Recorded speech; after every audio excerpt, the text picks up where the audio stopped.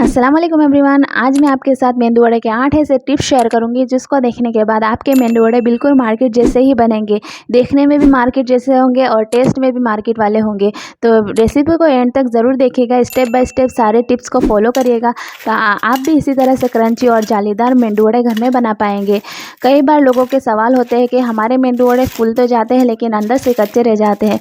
तो उसके लिए एक इंग्रेडिएंट है, वो डालने से हमारे जो मेंदू वड़े हैं काफ़ी जालीदार बनते हैं। और कई सारे ऐसे टिप्स मैं आपको बताऊंगी जिससे आपके मेंदू वड़े काफ़ी फूले हुए और जालीदार और टेस्ट में भी मेंदू वड़े मार्केट के जैसे लगेंगे। जब हम मेंदू वड़ा बनाते हैं तो अगर हमारे मेंदू वड़े हल्के होते हैं तो यानी वो परफेक्ट हैं, और अगर वो हेवी से होते हैं तो वो हमारे कच्चे मेंदू वड़े हैं। तो इस तरह से हल्के फुल्के मेंदू वड़े बनाने के लिए रेसिपी को एंड तक ज़रूर देखिएगा। साथ ही मैंने एक चटनी की भी रेसिपी शेयर की है, आप चाहे तो उसको देख सकते हैं वरना स्किप भी कर सकते हैं। बहुत ही सिंपल सी कोकोनट की मैंने चटनी बनाई है, तो वीडियो को एंड तक ज़रूर देखिएगा, काफ़ी हेल्पफुल होने वाली है। सबसे पहले उड़द दाल भिगो देंगे। तो 2 कप मैंने उड़द दाल ली है, आधा किलो जितनी, और उसे हमें 2 से 3 पानी से धो लेना है और 2 से 3 घंटे के लिए हमें इसे भिगो के रख देना है। टिप नंबर 1 के दाल को हमें ज़्यादा टाइम तक भिगो के नहीं रखना है, जिससे दाल में एक स्मेल सी आ जाती है और जो मेंदू वड़ा का टेस्ट ख़राब कर देती है। तो हम यहाँ पर मिक्सर का यूज़ करेंगे। मिक्सर जार में मैंने सारी दाल डाल दी है। कई लोगों के पास मिक्सर ही होता है यानी वेट ग्राइंडर नहीं होता है।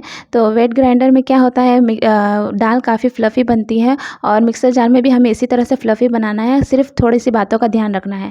तो मिक्सर को एकदम से नहीं चलाना है, रुक रुक कर चलाना है और तब तक चलाना है जब तक कि हमारी दाल वॉल्यूम में डबल ना हो जाए पीसने के बाद। यहाँ पर आप देख सकते हैं कितनी अच्छी दाल पिस चुकी है। मिक्सर में भी हमने इसको काफ़ी अच्छा पीस लिया है, वॉल्यूम में भी डबल हो चुकी है। तो अब इसमें से हम थोड़ा सा बैटर निकाल लेंगे और यहाँ पे कॉम्बिनेशन करना ज़रूरी है। जो अगर आप इसी तरह से सिर्फ दाल में मेंदू वड़े बनाते हैं तो वो टेक्सचर नहीं आता, सेम कलर नहीं आता। तो यहाँ पर मैंने मैदे का यूज़ किया है, हाफ कप मैदा लिया है। और कुछ लोग यहाँ पर चावल का आटा डालते हैं या फिर कॉर्नफ्लावर डालते हैं, लेकिन हमें वो दोनों चीज़ें नहीं डालनी है। हम बाहर के जो मेंदू वड़े खाते हैं वो स्पंजी भी होते हैं और बहुत ही अच्छे करारे भी होते हैं। तो जो आप मैदे का अगर यूज़ करते हैं तो आपको सेम टेक्सचर मिलेगा। तो टिप नंबर 2, आपने यहाँ पर मैदे का ही यूज़ करना है। अगर आप चावल का आटा यूज़ करते हैं तो बहुत ज़्यादा ऑयली सा हमारा मेंदू वड़ा बनता है और क्रंची तो बन जाता है लेकिन ऑयली भी होता है और उतना सॉफ्ट नहीं बन पाता, यानी जो ठंडा होने के बाद सॉफ्ट होना चाहिए वैसा नहीं रहता। तो आप देख सकते हैं मैंने 1 कप पानी लिया है, उसके अंदर मैंने थोड़ा सा बैटर डाल के दिखाया है तो फ्लोट कर रहा है, यानी हमारा जो बैटर है परफेक्ट है। तो अब हम हाथों से उसको मिक्स कर लेंगे अच्छी तरह से। हमें इसको बिल्कुल भी फेंटना नहीं है क्योंकि जो हमने मिक्सर जार में ही इसे अच्छी तरह से फेंट लिया है। तो अब मैंने हाथों को गीला करके उसको फ्लैट कर दिया है। इसके ऊपर एक प्लेट रख दी है ऊंची सी। आप चाहे तो ऊंचे बर्तन के अंदर डालकर भी इसको रख सकते हैं, प्लेट इसके ऊपर लगाकर, पर मेरा बर्तन थोड़ा छोटा है तो मैंने ऊंची प्लेट ढक दी है। तो हमें इसे गर्म जगह पे रखना है। तो यहाँ पर मैंने माइक्रो का यूज़ किया है। 2 सेकंड के लिए मैंने इसको प्री हीट कर लिया था कि काफ़ी गर्म हो जाता है माइक्रो और फिर जल्दी से राइस हो जाता है। तो राइस करना बहुत ज़रूरी है। थर्ड टिप्स ये है कि राइस ज़रूर से करें। आपका मेंदू वड़े के अंदर जो खटास आती है वो ज़रूरी है। जो मार्केट का टेस्ट लाना है तो खटास भी लाना पड़ेगी, और खटास आने से जो मेंदू वड़े हैं काफ़ी फूलते हैं और जालीदार बनते हैं। हो रहा है तो हम देख लेते हैं चटनी की रेसिपी। तो यहाँ पर मैंने लिया है नारियल।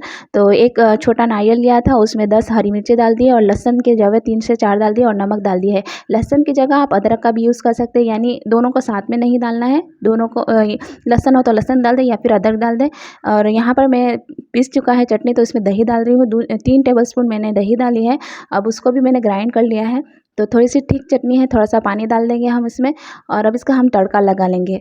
तो 1 कटोरी में मैंने इसको ट्रांसफ़र कर लिया है। तो एक फ्राई पैन मैंने रख दिया है चूल्हे के ऊपर, उसके अंदर थोड़ी से तेल डाल दिया है और राई डाल दी है हाफ टी स्पून। और राई तड़कने के बाद हम कड़ी पत्ता डाल देंगे, थोड़ा सा हींग डाल देंगे, जिससे जो चटनी है हमें हज़म हो जाती है अच्छी तरह से। बस इतनी सिंपल सी चटनी तैयार हो चुकी है फटाफट से। 6 hours later. आप देख सकते हैं 6 घंटे में अच्छी तरह से राइस हो चुका है। अगर गर्म जगह हो और गर्मी गर्मी का मौसम हो तो 6 घंटे में आराम से हो जाता है, और या फिर उससे जल्दी भी हो जाता है। अगर ठंडी का मौसम हो तो 6 से 8 घंटे लग सकते हैं।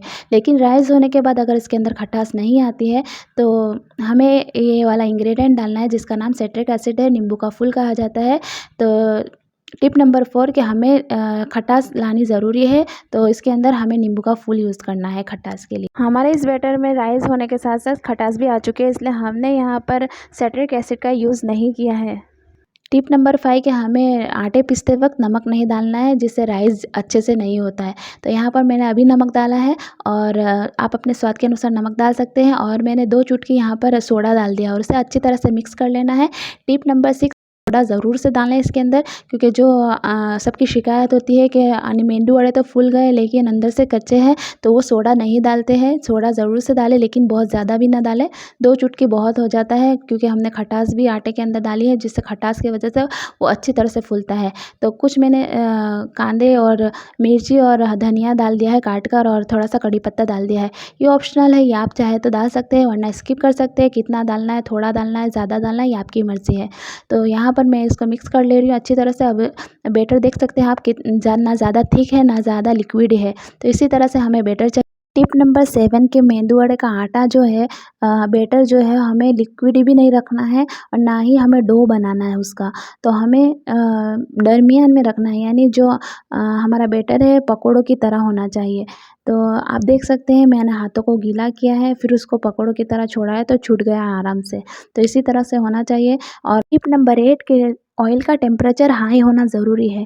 अगर आप लो फ्लेम पर डालते हैं तो आपका जो मेंदू वड़ा है बहुत ज़्यादा तेल एब्ज़ॉर्ब कर लेगा और अच्छे से फूलेगा नहीं। तो तेल का टेम्परेचर हाई रखें और ज़्यादा मेंदू वड़े एक साथ में ना डालें, जिससे तेल का टेम्परेचर कम हो सकता है। तो आप देख सकते हैं कि मेरे हाथों जो 4 उँगलियों के ऊपर थोड़ा-सा बैटर लिया है और अंगूठे की मदद से बीच में एक छेद करते हुए मैंने डाल दिया है। बहुत ही आसानी से ये तेल में छूट जाते हैं उँगलियों पर रखने से, और बहुत ही अच्छे गोल-गोल बनते हैं, बिल्कुल मार्केट जैसे।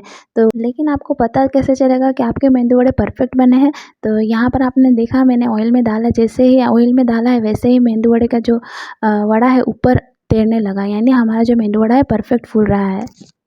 हमने जो मेंदू वड़ा बनाया है वो कच्चा है, वो कैसे पता चलेगा? तो जो मेंदू वड़ा हमने बनाया है उसको ठंडा करने के बाद हाथों से दबाना है। अगर वो अंदर की तरफ दब जाता है तो यानी वो कच्चा है, और वज़न में भारी है, तो हमारा जो मेंदू वड़ा बना हुआ है वो बराबर से फूला नहीं है। तो हमें इस वक्त उसमें और थोड़ा सा सोडा डाल देना है, या फिर आपने सोडा बराबर डाला है तो थोड़ा सा पानी डालकर बैटर को थोड़ा सा पतला करना है। बैटर अगर ज़्यादा थिक होता है तब भी वड़े अच्छे से नहीं फूलते और थोड़े वज़नी से बनते हैं वड़े। तो यहाँ पर आपने बैटर को भी पतला करना है, और वड़े तलते वक्त हाथों को भी गीला करना है। और मेंदू वड़े ऑयली कब हो जाते हैं? जब हम उसके अंदर चावल का आटा यूज़ करते हैं, या फिर लो फ्लेम पर हम मेंदू वड़े को फ्राई करते हैं, या फिर हम सिर्फ दाल पीस कर ही मेंदू वड़ा बनाते हैं, यानी जो उड़द की दाल है सिर्फ उसी से हम मेंदू वड़ा बनाते हैं, तो ज़्यादा ऑयली से हो जाते हैं, यानी जल्दी उसमें कलर नहीं आता मेंदू वड़ा फ्राई करते वक्त, और ज़्यादा टाइम तक वो ऑयल में रह जाते हैं, तो वो ज़्यादा ऑयल एब्ज़ॉर्ब कर लेते हैं। उम्मीद है आपको मेरा बताया हुआ तरीका पसंद आया होगा। अगर आपको हमारी बताई हुई रेसिपीज़ अच्छी लगती है तो लाइक करें, शेयर करें अपने फैमिली और फ्रेंड्स के साथ। फिर मिलेंगे नई रेसिपी के साथ। अल्लाह हाफ़िज़।